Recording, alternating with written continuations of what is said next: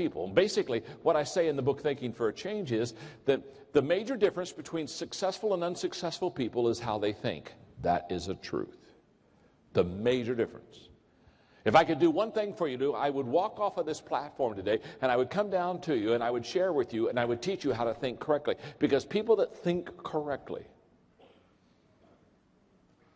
will be much more successful than people that don't. The greatest gap between successful and unsuccessful people is how people think. And one of the things that successful people do very well is they engage in what I call reflective thinking. And reflective thinking turns experience into insight. It's where we get wisdom. And reflective thinking has the ability, we stop and we pause and we think through it until we get insight out of the experience that we've possibly had. And people that handle failure correctly, they'll talk very candidly about their failures. They're going to say, boy, back in 2002, let me tell you, I failed in this area of my business, or maybe my business went bankrupt. They'll talk very candidly about their failure, but they'll talk just as candidly about what they learned from that failure. Because people that consistently fail do not consistently fail in different areas. They consistently fail because they keep repeating the same failure over and over and over again. And successful people, they have an uncommon attitude about failure and difficulties and disappointments, and they have the ability to get back up and to understand that failure is not final and failure is not fatal. They have the ability not to take themselves so serious. Here's what I've discovered. The more insecure a person is, the more they fear failure. Fear of failure is a sign of a highly insecure person. Insecure people don't attempt things because they're so afraid that they might fail, and so they kind of back off and they say, well, I'm not going to try that. And basically what they do is they say, I would rather not try something and then, quote, not fail, than to try something and fail. What I've discovered about successful people is successful people fail a lot more than unsuccessful people. Because they try things a lot more. They attempt more. They risk more. They're not afraid to engage in life. They're not afraid to step out. I saw an expression one time on a wall. It says, don't walk, you might fall. Don't look, you might see. And I went over and wrote on the bottom, don't live, you might die.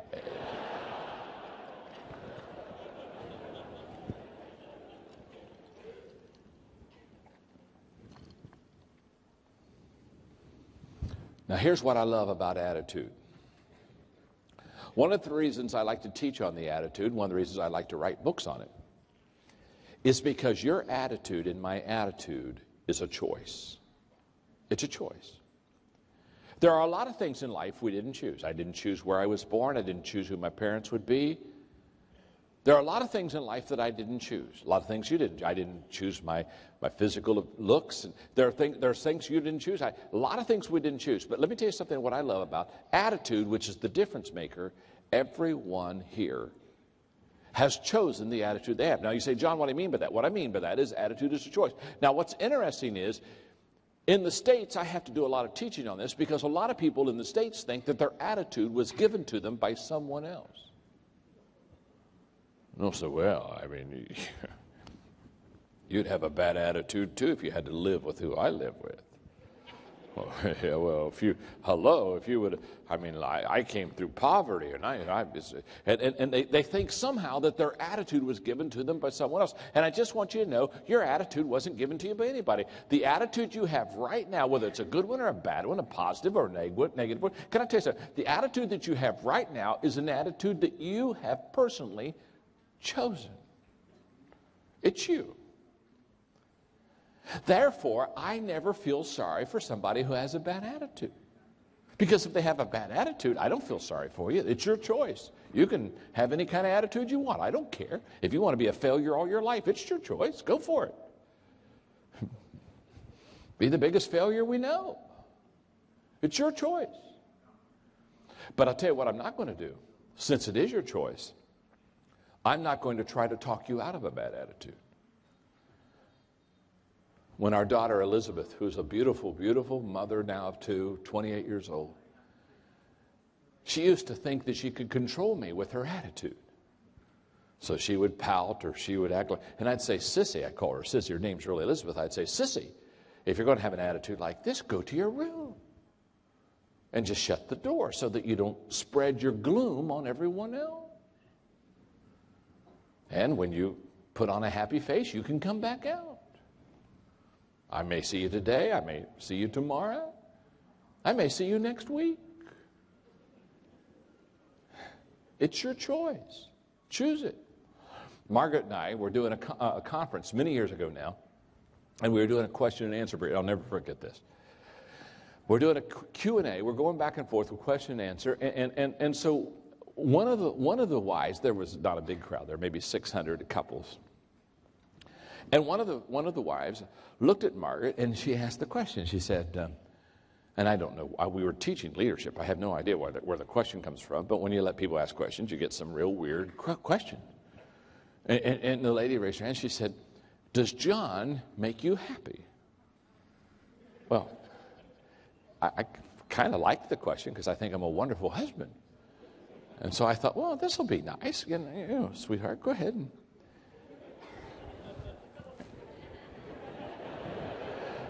answer that question. And I'll never forget, Margaret looked right at her and she said, no. She said, he doesn't make me happy.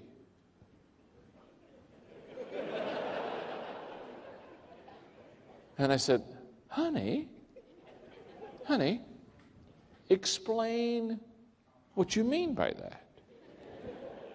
Have you ever asked somebody to explain what they meant? And so they explained what they meant, and when they finished explaining what they meant, you wish you wouldn't have asked them to. Because, I mean, it's like she was waiting for this question all of her life. And she looked right back, I'll never forget, she looked right back at the people and she said, I realized in the first 6 months of our marriage that he'd never make me happy. Now, I don't know if you have the gift of discernment, but we're going downhill very quickly.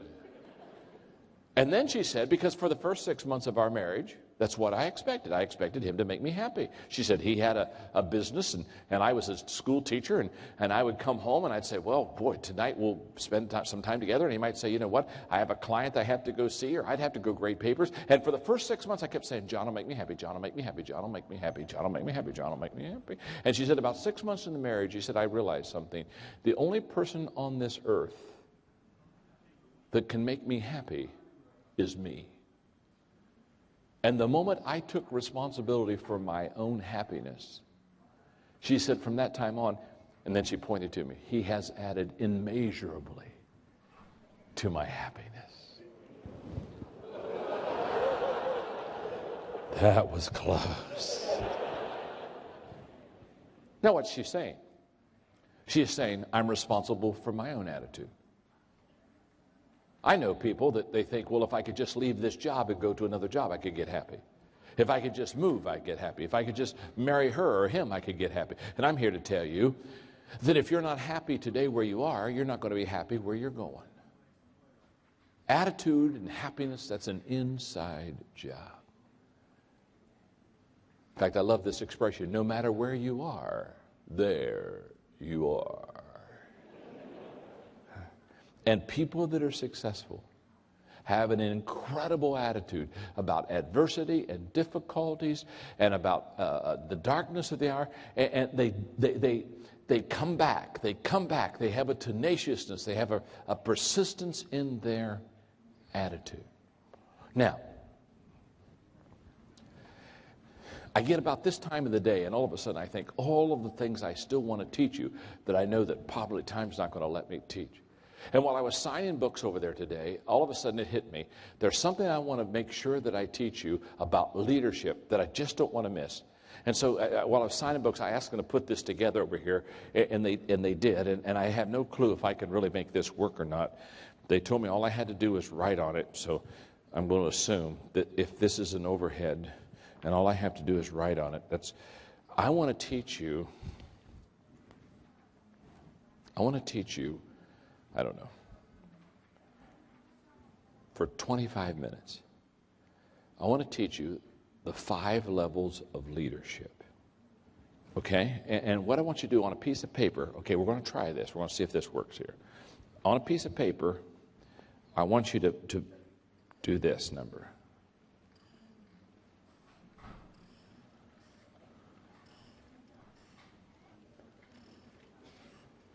Just like that. Oh, this is good.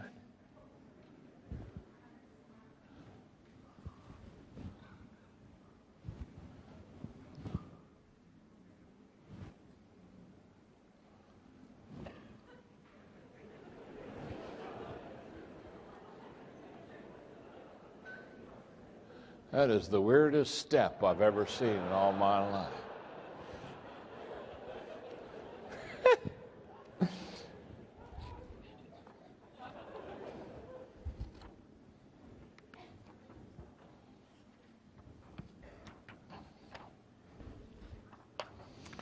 What I want you to do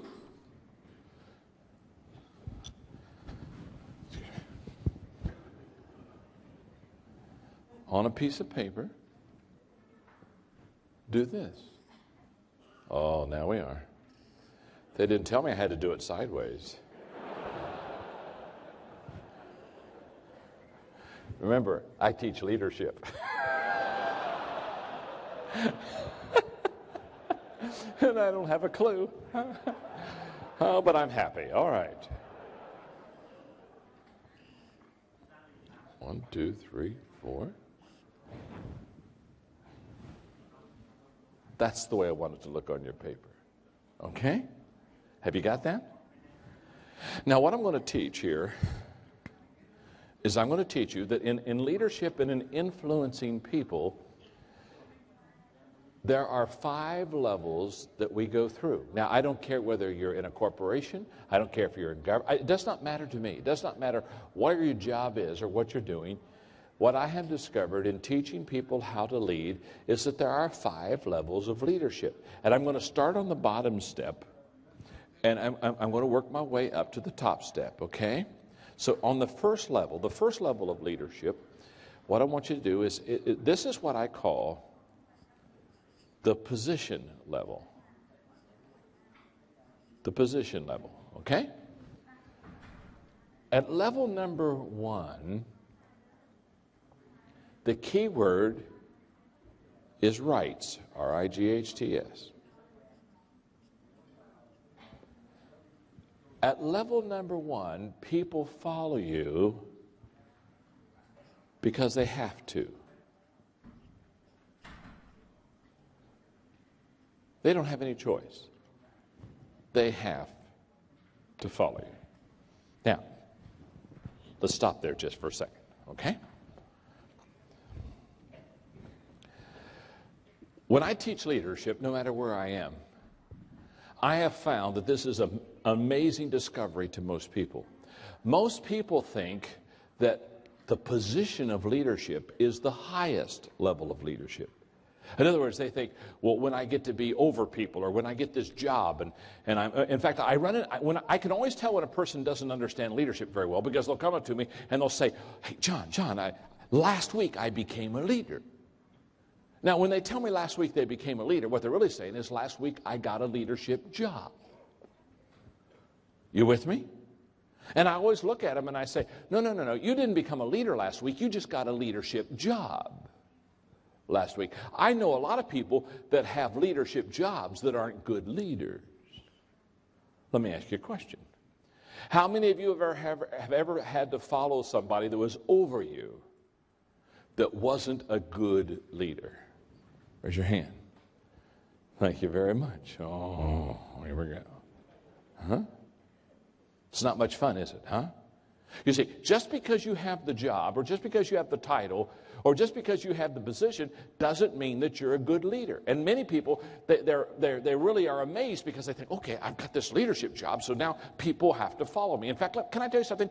If you have to remind people that you're the leader, you're not. Leadership is influence. Nothing more, nothing less. And the person with the greatest amount of influence at any given time, for any given reason, in any given group, is the leader of the pack. If you and I would just leave this arena right now and we go to some school, if the children were outside playing at recess, anytime you see children out on a playground, without talking to teachers or overseers at all, you and I could lean up against the fence, and in about 10 minutes we could pick out who the leaders were on the playground. Because a few kids are influencing all the rest of the kids. So when a person gets a job or a title or a position as a leader, the big mistake they make is that all of a sudden they're a leader. Let me tell you something. The position doesn't make the leader makes the position.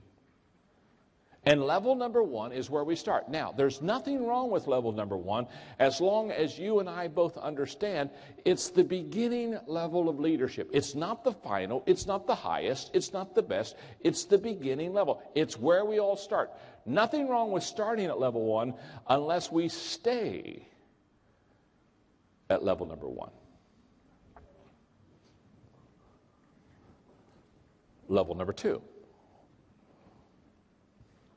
The second level of leadership is the permission level. At level number two, the permission level, the key word is relationships. At level number two, people follow us because they want to.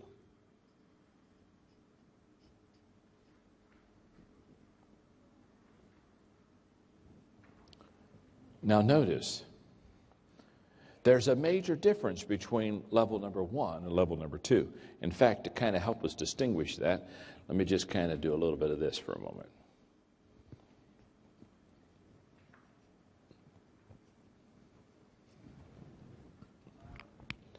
At level number one, people follow you because they have to. At level number two, people follow you because they want to.